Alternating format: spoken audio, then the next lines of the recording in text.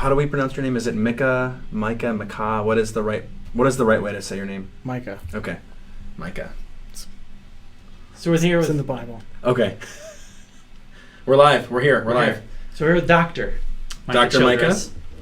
Say hello to Dr. Micah Childress here. Hello to Sorry. Dr. Micah Childress here. Weekly web series called Get Curious, and so we wanted to spend some time with Micah. And so, to kind of break the ice, have a couple questions. All right. Favorite food? Man, I probably just love pizza. Mm. I could eat. I love I could Okay, well, legitimately eat pizza and probably cereal every day. Can I dig deeper on this one real Yes, quick? please. Favorite pizza place in Granville? You live in Granville, right? Yeah, you know I really like Urban Fire. Oh, so you're a fancy pizza guy. No, well, you said favorite. Okay, Like, okay. I'm not gonna Favorite, get okay. the quick five from Little Caesars. Yeah, is my no. favorite. Right, that's a guilty Yeah, pleasure maybe, yeah. but Okay, right. It's a Urban custom. Fire. Right, then Yep. get goat cheese on there. Yep. It's really good. Urban Fire is pretty fantastic. All right. I gotta give a shout out for Alfano's for all the Northwest Siders. Alfano's Pizza by Sobe Meats. Just that's mine. That's my jam. Shout out. There we go. All right, you got us pulled up there, Leo. Yep. Okay. I gotta give a shout out for on. Alfano's for all the North. There's that. Say something so that Paul knows you're here. All right. Well, Awesome. we're live. Great. We're live. So, favorite, what's the last music? Like, what type of music were you listening to when you drove over here? What was on your radio or I was series? listening to a podcast Ah. on Indiana University basketball, All right. which is probably my favorite thing on earth outside of my family and children. So Really? You're a Yes. basketball guy. I'm from Indiana, right? I'm Yeah, a that's a Hoosier. basketball I'm a guy. Hoosier. That's in my blood. That's in Nice. my blood. Basketball guy's is like I'm loosely a basketball guy. I'm really But more you're of a fantasy interested- basketball guy. Yeah, but you're into it. I'm into fantasy basketball. Yeah. Steph Curry, you have all kinds of stories. Just had my draft last night. Yeah. All right. Anthony Davis and Kevin Durant on one team, so I'm Pretty good. feeling good about it. It's pretty good. Do you follow pro or just basketball? I'm sorry, college. I'll tune in for the playoffs for NBA, Yeah, but no. Right. With this job and a family, I had to kind of whittle down my sports interests, and so Indiana basketball and kind of Colts football are the only things that have survived. Okay. So Nice. That's good. Yep. Where to get your cardigans? I I always see you with the sweater. Probably Gap Outlet. Gap outlet. Gap Outlet, yeah. Nice. Yeah, they're cheap. Yep. So So how long have you been in real estate? 3.5 years. 3.5 years Yep. in the summer. Yep. Tell us your origin story. So How did you start? Just a little bit. Probably my wife and I sold our house in 2012 and bought another house, and Barry Capel was our realtor, and he did a good job, and I just we rode around in his Lexus, and then we'd sit in the back, right, and and I'm going, I think I could do this. Yeah. I never will have to because I'll just be a professor forever, but if the spam hits the fan, then I'll try it out. And my contract ran out with the Grand Valley. No one else was looking to hire me. I applied for a bunch of nonprofits. None of them ever even called me. Socks. Not even one. Yeah, I guess I did have an offer. Yeah. I had a job offer from Bold Sox, and so I wrestled with, do I work for Bold Sox? I remember this. Or do I come to 5-star? The unknown, the fear of the unknown. So I would never, based on my personality type, I would never be a realtor unless I was essentially forced into it, because there's too many unknowns. I'm too conservative financially to jump into where there's zero guarantees. Man. But so you did. I'm really curious But you why you just said I would never become a realtor unless I was forced into it, but no one forced you into this. Well, basically, yes. I didn't have. I applied for all Michigan Blood and Kids Food Basket and all these others like charities, and none of them called. They had job openings. None of them called me, and so I was kind of forced into it. I really didn't have any other prospects. And the one with Bold Sox was like, it was going to be like part-time sales and calling, like cold calling sales. which I would rather probably stick shards of glass in my eye. Yeah. So I pulled the ripcord on that, and so really I only had kind of one option, which was so yes, I kind of was forced into it, all right. and that no one else offered me a job. It was my only prospect. So were you like this meteoric rise right away? How did it start? Were you nervous? What were the first 3-4 months like? I had a client. We wrote an offer like 2 days after I got licensed, so that was great because that was a big boost. I wasn't actually even able to show them homes. Yeah. I had to, if it had a Supra, I was out of luck because I wasn't licensed yet. So or you weren't live at the board. That helped. Well, I don't know. I can't remember. Okay. There was a couple different spots where I had to wait, but then so 2 days in, Leo helped me write this offer. Gotcha. She was my mentor, and cool. So that was a big boost, right? Of like, okay, and then I had a success story that I could carry with me for the next month and a half of go on listing appointments and like, well, in the last house, this is how it went, and they didn't know that it was a purchase, right? Wow, he knows what he's talking about. Oh man, he's done one transaction recently. So yeah, I would probably say I think I did maybe 16 in my first 6 months, 16 transactions, and that's that's where I felt like, all right, I think I can make this work. I think that I can make a living doing this and support my family, that sort of thing. Mm-hmm. Okay. Wow. How much volume do you do now? Like what? Last year, do you keep track of all your numbers and stuff? I'm a numbers guy. Yeah. Okay. Last year was 60 transactions and 12 million. Okay. I That's should great. be there this year. We'll see. Cool. I got a couple buyers that we'll see. Nice. We'll see. But you're on. Okay. You could hit your goals. Or Yes. Replicate. Yeah, I think last year? I'm at a pending and closed right now is like 11.3. So all I need is a couple things to come in October, November, and I'd be right there. So. What's the makeup of your real estate team? Are you a solo agent? Or you have an admin? What do you got going on? I've got an admin. She does transaction coordinating for me. Her name's Elise Hoekstra. She works. She's part time. You want to shout out? Yeah. Shout out to Elise if she's watching. She is awesome. So not only does she do the transaction coordinating, she helps me with. I send birthday cards to everyone. I think I bought 500 birthday cards or 600. I think I bought 600 birthday cards at the beginning of the year, and so I mean that's 2 a day, right? That are going out statistically, right? It's about 2 a day that are going out. So she's helping me with those. She's helping. I just threw an event at Post Family Farm, so she helps me with that.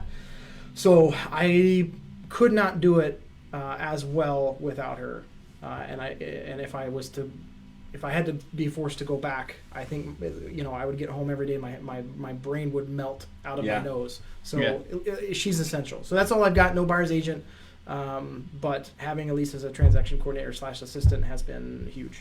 Yeah, really helpful for just peace of mind, sanity. Yeah. Just double checking all the other details. Yes, yeah. All the kind of things that you're like, oh yeah. All the paperwork. Yes, she'll remind me of stuff, and I'm going, thank God that you exist because I'm an idiot. I'm the absent-minded professor. Right. Yeah. Right. Sometimes. Yeah. You said that she helped you with your most recent event. Yes. So, I'm curious about events because you throw events every year, sometimes more than one, and I think you started your career with an event. Yes. Tell us about your experience with events. Do they work? Do you make money off of them? What's the value there? So, started with a new career, kickball cookout. Say that 5 times fast. And so I try to throw one event a quarter. I think I've discovered that summer is a throwaway, because in the summer in Michigan, people are at their cottages or they're on vacation or whatever, right? So I just kind of dump summer. But I try to do event. I guess it'd be 3 times a year. Which is interesting because a lot of people would think, let's throw a summer one because we can do more. We can be outside. We can play games. But summer sort of like doesn't work well for you. Well, that's our busiest time, right, as realtors. And then I want a vacation in there too. I think we took a week this year. That's all I got. Yeah. Right. So and I'm working my head off, and so it just doesn't to throw something else on top of it. And everyone else is busy with their stuff anyway. Kids are playing Little League, and so just bail. But, and in some ways, I love a fall event and a winter event because I'm then ramping up, right? I'm trying to get business. For the spring. Yes, or even get a couple leads when things are slow. Right. So the event I just did was Post Family Farm. We had 177 people buy tickets on Eventbrite. So I thought I was thrilled at that. I think we had 160 people last year at Craig's Cruisers in April. So, and then in December, I'm doing the Santa train, which is just sweet. kind of right up here. Right over here, Coopersville and Marne. Santa train. I'm renting out a car. Actually, I probably the Post Family Farms went so well. I might rent out a second car. Nice. But that's very specific because that's going to be people with kids who like still believe in Santa. Yeah. You're not going to have like I'm a single adult coming on the Santa train. So it maybe is a little bit more exclusive than some of my other events. But I try and cast as wide a net as possible, and I think they're worth every penny. I think they're worth every penny. I throw them with usually my lender, my inspector, and my insurance agent help kick in. So that really helps if I'm not just on the hook myself for all that money. And so after every event, we've been able to like, okay, here are some direct leads that every event, there's definitely clients coming from yes, the event. there's someone where it's like someone even brings someone. They're like, oh, here's my so-and-so, and they bring them to the event. Or Craig's Cruisers in April, someone saw their sister, so I sent a postcard invite. And for Craig's Cruisers, it was we took the Mario Kart theme. So I had someone Photoshop my face on like Mario, and then my lender was Luigi, and my insurance guy was Wario, and I think Yoshi was somebody else, right? So you're kind of fun with it. And so I had someone saw that postcard on like their sister's fridge, and were like, oh, we should talk to Micah. And so then they called me.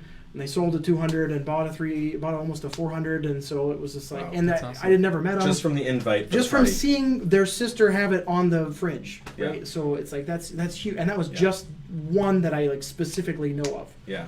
So I have a couple questions right away, and they're kind of related to that. One is, what do you do to stay in contact with your past clients on a monthly basis? From Mary, okay, who was probably your client. Yeah. So. But the other one is kind of related to what Paul was bringing up about events, is that Kelly Kalish asks, hi Kelly, what's the number one advice for new agents? Okay, so let me tackle the first one first, right? Okay. Which is, what do I do to stay in monthly? touch? Monthly. You have events, and you just mentioned postcards. Yeah, so I send out 2 postcards a month, and I do like the 8x6 or whatever, so they don't get as lost in the mail. Right, so I mean they're more obvious, right, when they come in the mail. So I send one of those out on the 1st of the month that usually arrives on the 10th. I send another one out on the 10th that usually arrives around the 20th, and then on the 1st of the month they get an email newsletter. So those are 3 passive touches. So 2 postcards, 1 email, and then on top of that, every 45 days, people in my direct sphere, I'm trying to call, text, email. People, past clients is every 60 days, and then everyone else is every 90 days. So that's my goal, is to stay in touch. So it's a rolling number, but everyone should get a touch from me. 3 passive touches plus some other call, text, email based on. I'm interested in that, the active. Yeah, that's what I was. What do you say? How do you? The easiest is past clients, because I can ask about the house, right? Hey, how are things at the house? Did you ever paint that pink bedroom? Or like if there was a random. One of the houses I had shown somebody, the seller had like this creepy mannequin collection, or like ventriloquist dolls, right, in the basement, just like rows of ventriloquist dolls. So I, crack a joke about, hey, what, blah, blah, blah, have you been murdered by your dolls yet? That sort of thing. Through humor, disarm it, because I always want them looking forward to my call. I never want them going, oh crap, right? So, past clients are the easiest, because you can just say, hey, how are things at the house? How are things going? But if they're in my sphere, that's easy, because then I'm just picking up right where we left off.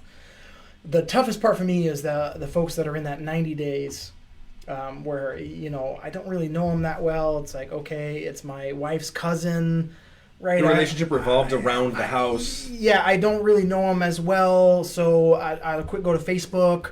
Or, so my wife's cousin, just to think about it, she's a teacher. So I can, depending on when that is, when top producer says, hey, contact this person, I can say, oh, it's almost spring break, hang in there. Or, oh, summer's almost here. Or, hope you had a great Christmas break, right? Time it around their schedule. Right. Or, based on their job, maybe shoot. So there's a connection, and then there's context. Yes. So I cheat. I need a reason to call. If I have a reason to call, great. And I try to keep it short. Hey, I'm just I just want to see how it's going.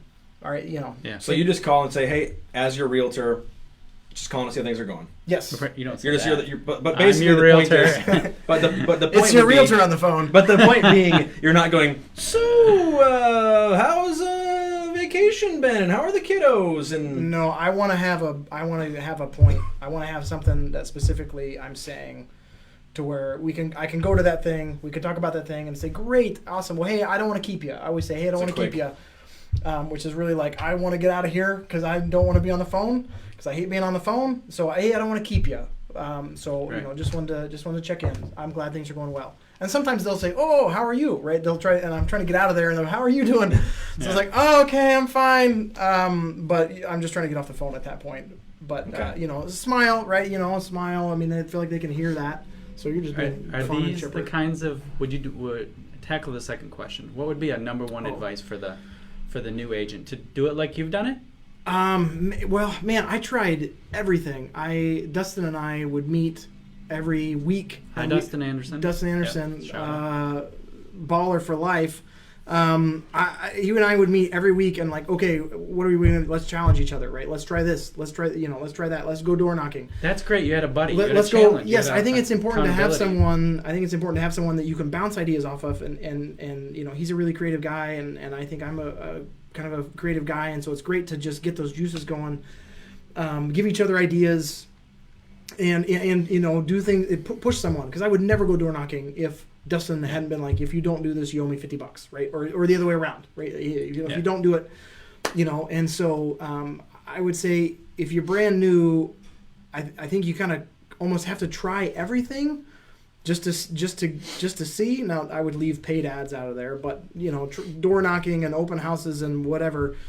But the point would just be, however you connect with people, get in front of people, right? Get in front of people, whether it's through a text, whether it's through Facebook.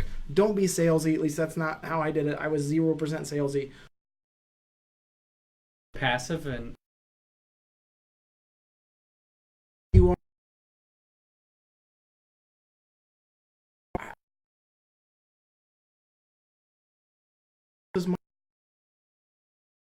okay, or even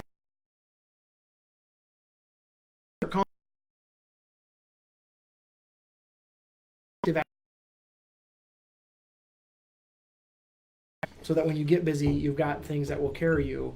But call, text, face to face, have coffee with friends, have meals with friends, have beers with friends. Just be in front of people as much as possible. I have a question. Don't make it awkward about your business. When you started out, some people will often hesitate to do that. I mean, it's the same answers. You got to talk. Did you have any hesitations about being a realtor?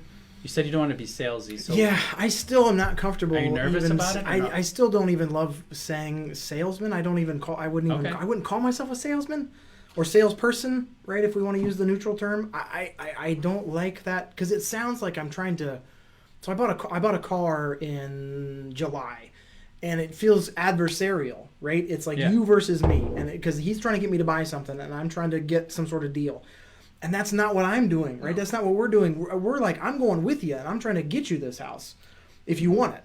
And so then it feels so much more like I'm an advocate as opposed to an adversary. Mm-hmm. And so a salesperson, right, is the you versus me, and I feel like I don't know what. You're really more of an advisor. Yes, right? I would love that. You're an advocate more than you are a salesperson. Yes. Yeah. What's your term? The sheep herder? The mountain? The Sherpa? Oh, Sherpa? Yeah. Yeah, sure. Is that one of your quotes? For a ninja? Oh, yes. You've been a ninja twice. Yes, twice. Has that helped you? Is that a good thing for a new agent to consider? Oh, man, I love doing it just because when I got in, I met with Greg in like April, and I got my license in May, and it was like, I in that 1 month, I read like 5 books or 6 books, right? It's like, I'm just gonna, how do I do this? Mm-hmm. I want a template. Like, someone tell me how to do it.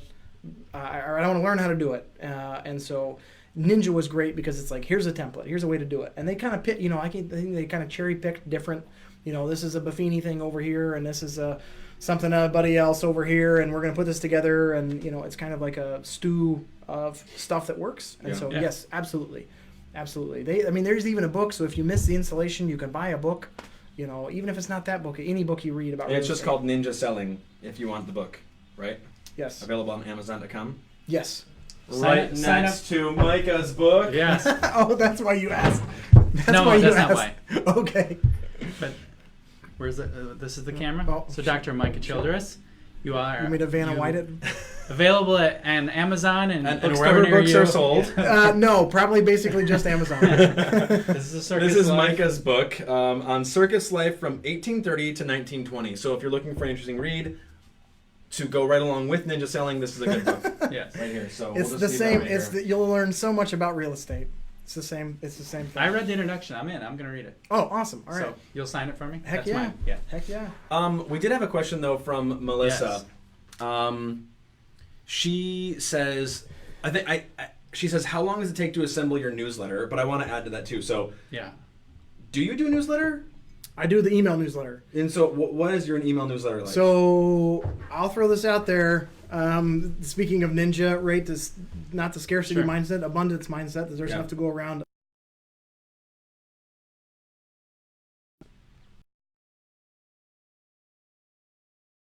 They put everything together because that was one of my struggles. It's like, dude, it's going to take me it would probably take me, even now, it would take me 2 days to come up with content.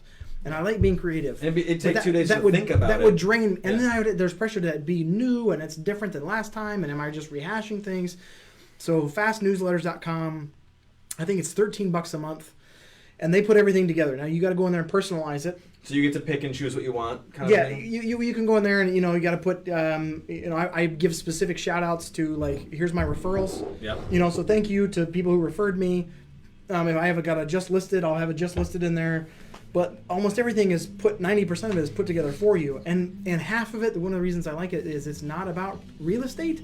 Only half of it is. The other stuff is like, be like a random article on the origin of Valentine's Day. Or, something where it's like, people tell me that they look forward to getting it. Okay. Does it look nice? Yes. Okay. Yeah, I mean, yes. I mean, if I were to craft it myself, would I use cooler images? Possibly. But I think, dude, for $13 a month, I am stealing that. Okay. Don't let them know this. I'm robbing them blind. $13 a month. I'm Yeah. robbing them blind because if it took me 2 days and I'm paying $13, I mean, that's like $1 an hour. So I want to reiterate, it's a customizable newsletter. Yes. But like the templates there, it's all built. You can drag and drop.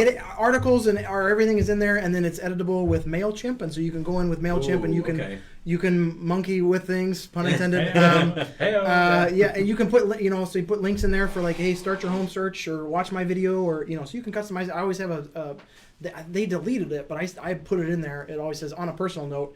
Usually I'll talk about what I'm doing with my family. I'll throw a picture of my kids in there because they're cute, and I'll totally use that. And then maybe a brief, like I closed 13 homes, or I sold 13, or I sold 3 homes, or whatever. Right? Like, here's kind of what I did. Yep. And then the last couple of months, I've been like, all right, things are slowing down a bit. Kind of throwing it out there, like, hey, things are. But $13 a month, it just comes to you. It wouldn't take you very long to edit at all. Maybe an hour to edit. At least helps me with that. And then you can schedule it, and then with MailChimp you can track who opens it. The real estate industry average, I think, is like 16% or 13% opens, and I'm at like 50%. Yeah. So I feel like, hey, right? People are opening it. So you're at 1 hour a month, 2 hours a month on this. With a lease, probably less than one. Less than 1 hour a month. But when it was just me, maybe 2 tops. Okay, really 2 hours a one- month and $13 later. Yes. You have a newsletter that goes out. How many people get it? I think I've got 280 households in my database, so it's close to 500 or 600 people, 500 or 600 email addresses. I don't just blast it. It's just for the people in Your people. Yes, Your crew. my top producer 280. Yeah. Yep. I like it. Let's see. Brian Bovin says you're a rock star. Yep. He wants False. to send you a little encouragement. False. I have a monkey emojis now. Oh, all right. Monkey MailChimp. I'm a dad, Joe. I'm a dad, right? So I got to make the bad puns. Right. Yeah. Is there a silver bullet in this business? Like, is there Secret like one sauce. secret thing where you can just be like, yep, this is what I did, and boom, I'm just successful? Or what do you think it takes to be successful in this business? Not to go back to Dustin too much, but he and I would, when things got going well. Sometimes we'd sit at Marge's for our donuts and be like, I don't understand why things are going so well, right? I don't get it, because people, like, hey, what'd you do? It's like, dude, we didn't really do anything except for be nice, be honest, and work hard. Okay. So honestly, But what does work hard mean? That's a code word. you got to show What up. does a You day? allu- What you does a alluded day to- look You like? got to show up, Yeah. right? You've got to show up. So, it depends on morning or evening person, right? But I'm at the office by 8. I've been trying to run recently, so now it's like 9. But I'm out at the office at 8 or 9. And when I was brand new, I was 12-hour days, easy, just like, dreaming up You everything I alluded could. to it earlier. You said you basically tried everything. Yes. That's what you mean by you have to work hard, you have to hustle hard, you have to... One thing you said, Micah, I think it might have been a couple years ago, when someone was asking about work-life balance. And you said, are you kidding me? I'm a brand new realtor. There's no such thing as work-life balance. Right. I've got to work... I think you asked your wife for... Tell me about this story. You asked your wife for a certain number of time where you're like, just cut me some slack. I kind of had just said, we got to get through this first year. I'm going to have to work all the time. And now, honestly, I regret some of that. Yeah. We only had one kid at the time, and he was, 6 months old, and we'd be in summer, and we're going for a walk in the stroller. This is me pushing the stroller. And I'd answer the phone. Yeah. Why? Why am I doing that? Mm-hmm. But I friggin' hustled, and I answered every phone call, and I returned every phone call or text within seconds to every client I had. And I think that kind of set the tone and started that referral run. And so, not that you want to sacrifice family time or something, but I think you kind of have to a little bit at the beginning if you want to blow the doors off. I think you have to be prepared to work more than you want for that first little bit. And if you're doing it right and the people like you, then that will start to take care of itself. I'm going to ask a hard question. Okay. And this one's hard because I'm going to ask you to weigh in on what you see from the industry, from what you see of your fellow realtors. So you've experienced success in this business. You've certainly seen people in the same time frame not experience the same success. You've seen people come and go. Would you say, if you could grab that person by the shoulders and be like, I want to give you some honest feedback now, is there like some sort of a trend you see from the people that tend to not make it, or people that struggle? Is there what would you tell them? How would you encourage? If you were honest with them, what can you tell them? I think a lot of people are lazy, and that sounds mean or rude or whatever, but I think the more transactions I've done, the more agents I've got to meet or digitally encounter. And I think I would say maybe even conservatively probably more like 2/3 of the agents that exist right now are incompetent, dishonest, lazy, or all of the above. Right? They don't know what they're doing. They're doing the wrong things on purpose to get a sale. They don't show up or work hard, or all of the above. Right? It's the devil's cocktail. Right? Yeah. And so I think I would shake that person and are you showing up? Yeah. Right? Are you doing the things that you need to do to get business? Are you making the calls? And I feel like more often than not, they're just not doing it. Well, no, I've been busy. No, you haven't. Yeah. Right? You've done 3 transactions in this year. You haven't been busy. So have you knocked on doors? Like, have you done the things that push you and get out there and, get you going to where maybe you're going, man, I hate knocking on doors. It's not so bad calling people. Yeah. I'll just do that instead. Yeah. So I think it would be, are you showing up? Are you out of the house? I think so many agents, 5-star, 450 agents or 478 or whatever it is, and only like 25% or 20% or less have physical offices. Mm-hmm. And it's too easy, I think, just to stay at home in your jams, eating a bowl of cereal and watching SportsCenter. I think it's too easy. Mm-hmm. Get out of the house. Get out of the house. Don't get on Facebook. I mean, you can even, when I was writing my dissertation, I would have like a timer that would go off either every half an hour or hour to like give me a break from writing to say, okay, now you can check your email. So it's like, all right, do something similar. And every hour you get to just spend 5 minutes on your Instagram and then get back to work, right? Like give yourself a break, but then start doing stuff, making the calls, sending emails, sending texts, dreaming up events, meeting with other agents to get ideas and to get going and have accountability, reading books on what people are doing. I think there's so much that people could be doing, but it's too easy to not, because they're not self-motivated. And so the hard part is will that person ever grasp it? right? I feel like real estate is sink or swim, and I think a lot of people sink just because they don't, or they just wear their floaties and just kind of are content to just, I'll do 10 a year and just I guess they're fine with that. I'm going, man, there's no reason why you could double that in 6 months easily. Yeah. If you worked hard, if you were honest. Look in the mirror and be real with yourself. Are you accountable? Go even if you don't want to pay for an office, go to Starbucks at 8 a.m. and get there and freaking stay there through lunch and put your phone on, whatever, so that you're only doing real estate. It's too easy to get distracted by apps and social media and all that nonsense. It comes down to self-control and hard work. And I think based on, when I was a professor just down the road here, I think half of students are lazy and the other half are hardworking. And I think realtors are that way. Half of them are lazy and half of them are hardworking. And the hardworking people will make it and the lazy people won't. I think you're absolutely right. I think that when people ask you about the silver bullet like we did earlier, and that's kind of a loaded question because there isn't a silver bullet, right? Because everything you do will work to some extent. Anything you do is going to work if you stick to it. Except we talked.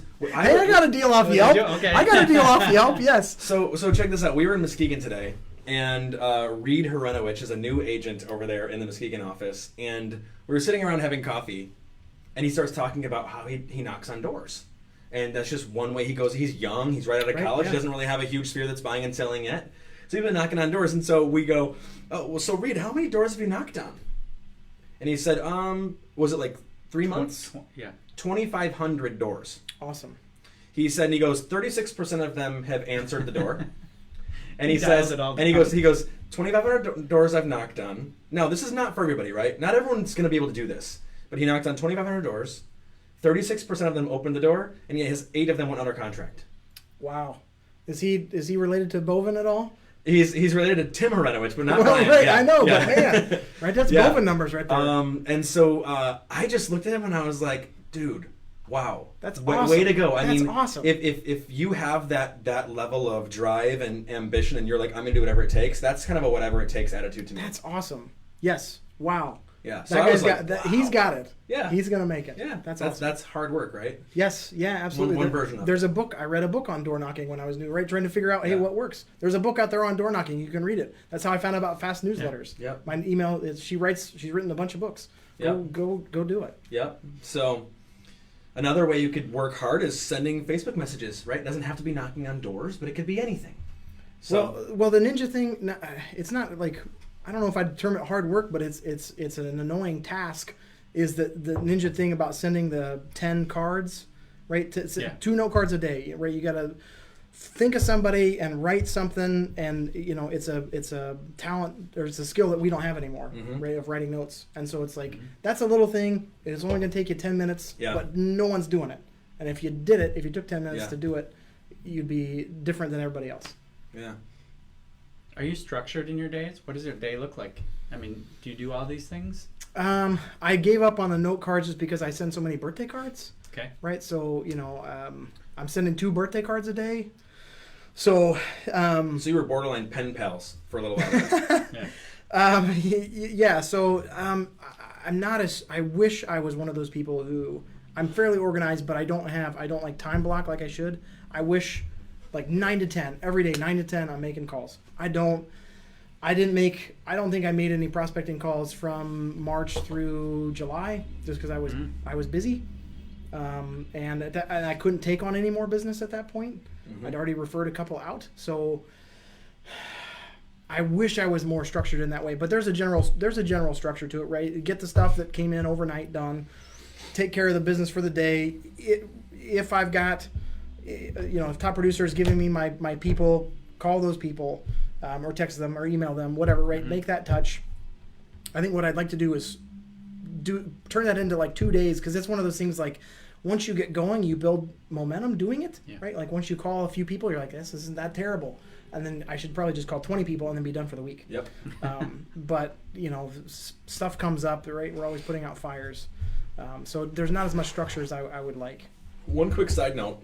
What do you use your CRM for? Is it mainly just reminders to keep notes on people and reminders? It's transaction coordinating for me. So when I first got started. So if you're a new agent, set up your systems right now, because once you get busy, you'll never do it. So I put in my own custom plans for buying and selling. Workflows. So like, all right, so on day 3, here's what we're doing. Day 7, here's what we're doing. 3 days before closing, here's what we're doing. After we close, here's what we're doing. And so Lisa and I are then tackling those to make sure everything is getting done, and I'm following up and staying in touch. So that's one of the reasons I like Top Producer is it reminds me, hey, call this person, email this person, you haven't touched them in a while. I keep track of who's active, who's my active buyers and sellers, and you can label people in there. So I can label people as referrals. I can label people if they were a sign call or an open house call, so help me track my business, or like if they go to my church or whatever it is. If they're a teacher. There's good context there. Yes, yeah. So it does everything. I guess I got to try out Sidekick just to compare because that's free. Yeah. But Top Producer does everything for me. So if you were to say on Top Producer, if like out of a scale from 0 to 10, how many of the features do you use, like percentage-wise? Man, I'd say probably 9 so or you use 8. So you use a lot of it. You use 80% of the Yes, software. I think so. Yes, I think so. Do you use all the canned stuff, the canned emails and scripts? No, I do none of that stuff. Okay. That's the only part that I don't. None of the canned. That's probably the 2 of the 10 that I don't use, because I don't like. I feel like people can tell, and we're getting bombarded. I probably unsubscribe from something every day. I don't think that's. You probably don't start your letters with "Dear Sir." I don't think that's an exaggeration, right? Yeah. I feel like people can tell if it's canned. Yeah. They can tell if it's like a generic something and it's not personal, and so I want everything to be personal. So even the fast newsletters, right? I'm editing, going in there, starting it off with me and pictures of my kids so that it feels personal. It's yours. And everyone thinks that I handcrafted it. Actually, Elise's husband found out recently that I didn't make it and was like, "What?" Right? Because it feels like I made it. Yeah. And so no, I don't do any of the canned stuff just because I don't feel like people open it. It doesn't feel personal, and I never want someone to go, "Oh, Micah's contacting me." I always want people to be excited, right, or at least mildly interested that I'm calling or emailing them. Okay. I have a question here. We can answer Melissa's real quick. Yes. Yes, he's gonna check out Sidekick, just to see how it compares to Top Producer. Yep. So he's up in the air there, but. Jacqueline Gettings asks, can you role play a door knocking, or what do you say to them, and how does that conversation go? It's probably been a little bit. One of the things, it's been a while. One of the things I used to do is anytime I got a listing, or even anytime that I had an open house to host, I would print off 50 photos. So I'd go into Canva, Canva.com, and I'd throw the listing photo in there, and I'd type in all the information. I'd type in my information and a picture of me. And it was the open house, right? So I'd print off 50. This is where Dustin and I had challenged each other. Go knock the 50 doors, right? So and again, most of them don't answer the door, right? Hello. Who are you? Please don't murder me. And so, hey, I'm hosting an open house down the street. I just listed it. The open house is Saturday from 3 to 4. I'll have cookies and jazz music. If you've got anyone friends or family looking to move into the neighborhood, I'd love to have them stop by. So I make it about the house. Mm-hmm. I don't make it about who do you know. Yeah. Give me contacts. I make it about the house. And honestly, if they do know somebody, they'll send them through. But so it is about making contacts, but it's also proving to my sellers, like, look what I'm willing to do for you. Right? I'll go the extra mile, and then they tell everyone Micah goes the extra mile. Yep. And then is that trademarked? No. But then that person, those 50 doors are like, hey, I wish my realtor would do that. I did get someone who then came through an open house. They didn't buy that one, but then I sold hers and she bought something else. Yep. And then those people bought her house because I hosted an open house there. And then, so it was kind of one of those domino effects. Sometimes I'm like, why did I stop doing that? I got to go be Reed, right? I got to go be Brian Boven, when I get slow. But I think it's finding an excuse. Door knocking is finding an excuse to do it, even if it's just, for me, it would be, I got some exciting stats to share with you about the neighborhood. I did that in my neighborhood. Hey, wow, I live right down the road. This is really exciting. Home values are up. And this was 2015 when I got in, when things were like, people were finally getting back to their pre-recession values. And so it's like, hey, good news, you're no longer underwater. Mm-hmm. And so they weren't as angry, that I was knocking on their door, right? It's like, oh, that is good news. Thank you. Mm-hmm. Yeah, I appreciate that. So, I want to honor your time too, so we're a little bit long. Hope that's okay. I just got to be home by 2. That's all. All right, you got 20 minutes. All right. So then, so why don't you send us off with a word of advice for an agent who's been in the business for 18 months, or maybe someone who's like, man, I wish I could be like Mike. I've been in for years, and I need to, words uttered for the first time in history. I wish I could be like Micah. Yeah. I think the biggest thing is maybe not to rehash, but I think it's about connecting genuinely with people in your sphere. And I don't think it's even about talking about real estate, because they will ask you. They will ask you. Don't even bring it up. They will ask you, how is the market? How are things going? And so I think it's just about making those genuine connections, getting people on your side by just being there for them, sending them, if they just had a baby, send them a note, send them a onesie with your logo on it, right? And don't make it super salesy. Don't say, post this on social media. Just say, hey, text me a photo of it. I'd love to see young Charlie in this, see how cute he is. So, whatever it is, right? So I think it's just about being genuine and making genuine connections, because if you get that core group of people, that the 80-20 rule, right? If you get that 20% of people who are rooting for you and are card-carrying members of the Micah Childress fan club, then you'll never fail in this business, because they'll tell everyone, and that will work. So, yep. That's really good advice. Well, thank you, Doctor. Yeah, Dr. Micah. At a bookstore near you, or Amazon, Circus Life. Circus Life, Go available at Amazon. One of the finest retailers there is, so there you go. If you're looking to waste $29.99, there it is.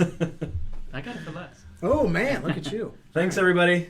All right, bye. Have a great week.